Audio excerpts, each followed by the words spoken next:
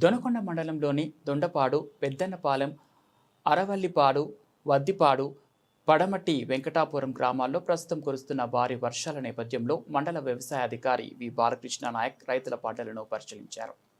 ఈ సందర్భంగా ఏవో బాలకృష్ణ నాయక్ మాట్లాడుతూ పత్తి, కంది పంటల వద్ద నీరు నిలబడకుండా తరచూ తీసివేయడం, 3 గ్రామాల కాపరాక్షి క్లోరైడ్ను నీటిలో కలిపి పిచికారీ చేయడం, పత్తిలో పూత, పిందె రాకుండా 1.5 గ్రాముల బోరాక్స్ పిచికారీ చేయాలని రైతులకు సూచించారు.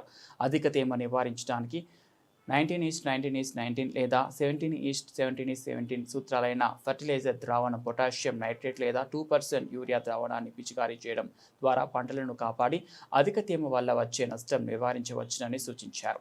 రైతులు వర్షాకాలంలో పంటలపై పర్యవేక్షణ పెంచి అధిక తేమ, నీటి సంచయం, పురుగు మొత్తం వంటి సమస్యలను ముందస్తు జాగ్రత్తలు తీసుకోవాలని అధికారులు సూచించారు.